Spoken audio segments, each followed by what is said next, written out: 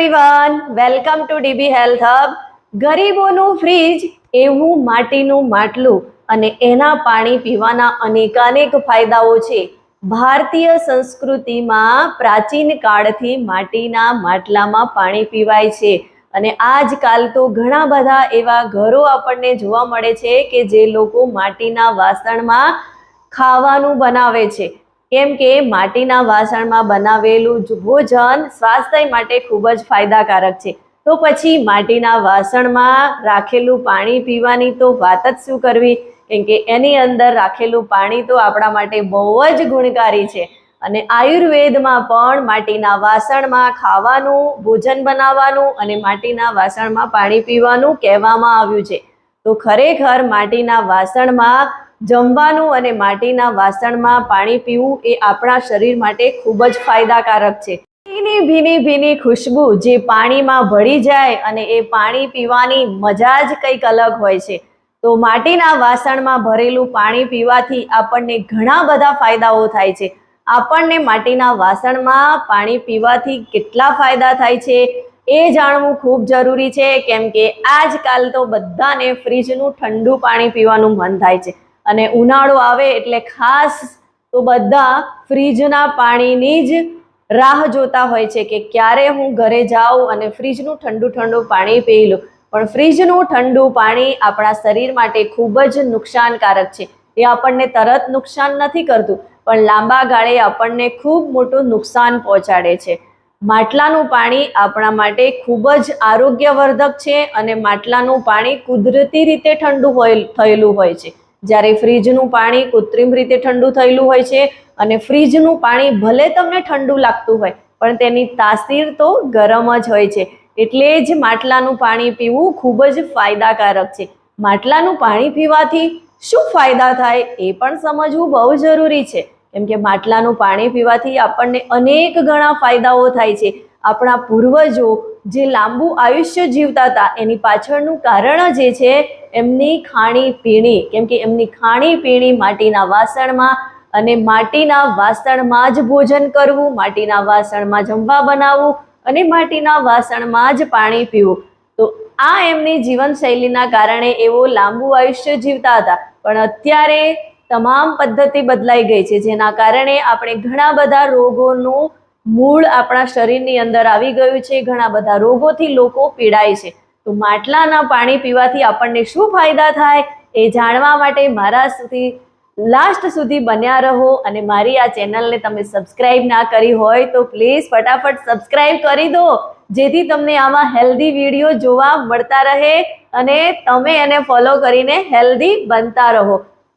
માટલાનું પાણી આપણને ઠંડક પહોંચાડે છે. સવાલ એવો થાય કે માટલાનું પાણી તો ફ્રીજના પાણીથી એટલું બધું તો ઠંડુ નથી હોતું, તો આપણા શરીરને કેમ ઠંડક પહોંચાડે? કેમ કે ફ્રીજનું પાણી પીવાથી જ આપણને ઠંડક પહોંચે છે. એ પાણી વધારે ઠંડુ હોય છે. તો તમે ખોટું વિચારી રહ્યા છો. ફ્રીજનું પાણી એ કુદરતી રીતે નહીં પણ કૃત્રિમ રીતે ઠંડુ થયેલું હોય છે અને એની તાસીર પણ ગરમ છે.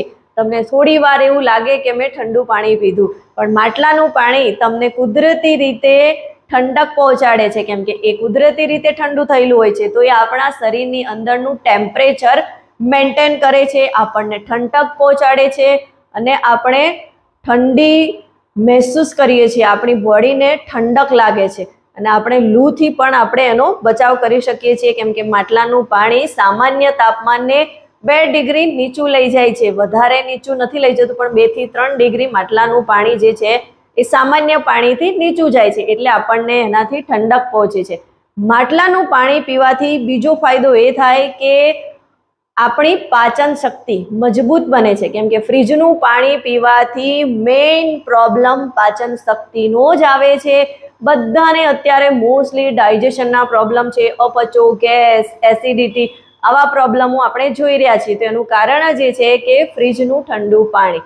તો માટલાનું ઠંડુ પાણી આપણે પીશું તો પાચન રિલેટેડ સમસ્યાઓ દૂર થશે.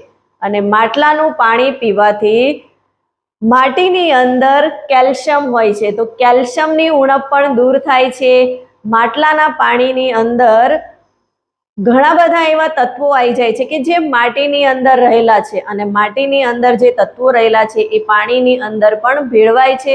એના કારણે આપણા શરીરની અંદર ઘણા બધા એવા વિટામિન્સ મિનરલની ઉણપો જે છે એ દૂર થાય છે. માટીના વાસણમાં ભરેલું આપણે પાણી પીએ છીએ તો એના કારણે આપણને શરદી ઉધરસ જેવી સમસ્યાઓ સર્જાતી નથી, કેમ કે માટલાનું પાણી એ આપણને નેચરલી રીતે મળેલું છે. જ્યારે ફ્રીજનું પાણી આપણે પીએ છીએ તો ગળાની અંદર થોડા દિવસ માટે તો આપણને તકલીફ થઈ જાય છે, શરદી ઉધરસનો પણ પ્રશ્ન આવી જાય છે. તો માટલાનું પાણી આપણને શરદી ઉધરસ આવી બધી વસ્તુઓથી બચાવે છે. અને માટલાના પાણીની અંદર પીએચ લેવલ મેન્ટેન થઈ જાય છે, એટલે કે આપણને બધાને ખબર છે કે અમુક પીએચ લેવલ વાળું જ આપણે પાણી પીવું જોઈએ. અને ખાસ કરીને તો સ્કિન માટે પીએચ લેવલ, કોઈ પણ સ્કિનની પ્રોડક્ટ લો તો એના ઉપર પીએચ લેવલ લખેલું આવે છે. તો સ્કિન માટે પણ માટલાનું પાણી બહુ જ હેલ્પફુલ છે.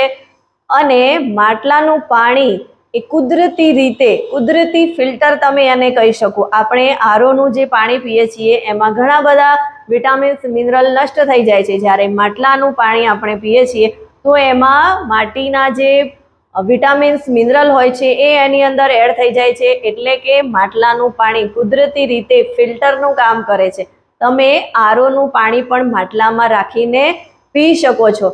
તો માટલાનું પાણી આપણને ઘણા બધા ફાયદાઓ આપે છે. માટલાનું પાણી પીવાથી આપણું હાર્ટ હેલ્ધી રહે છે, કોલેસ્ટ્રોલ મેન્ટેન રહે છે, સાથે સાથે એવા ઘણા જ બધા ફાયદાઓ થાય છે કે જે આપણે માટલાનું પાણી પીએ તો આપણને મળે છે. તો ખરેખર તમે આ ઉનાળામાં માટલું ખરીદી લીધું છે કે નહીં ખરીદી લીધું, અને તમે ઉનાળામાં માટલાનું જ પાણી પીવો છો કે લાઈફ ટાઈમ તમે માટલાનું જ પાણીનો ઉપયોગ કરો છો, એ મને કમેન્ટમાં જરૂરથી જણાવો કે તમને વધારે કયું પાણી ફાવે છે, ફ્રીજનું કે માટલાનું. અને ખરેખર જો તમે ફ્રીજનું પાણી પીતા હોય તો મારી તમને રિક્વેસ્ટ છે કે ફ્રીજનું પાણી બંધ કરી અને તમે માટલાનું પાણી શરૂ કરી દો. એનાથી તમને ઘણા બધા ફાયદા થશે. જો તમને મારો આ વિડીયો ગમ્યો હોય તો એને વધારેમાં વધારે લોકો સુધી શેર કરો અને મારી આ ચેનલને સબસ્ક્રાઈબ કરો, લાઈક કરો, જેથી તમારો અવિરત પ્રેમ મને મળતો રહે અને તમારા માટે હું આવા જ અવનવા વિડીયો લઈને આવતી રહું. આભાર.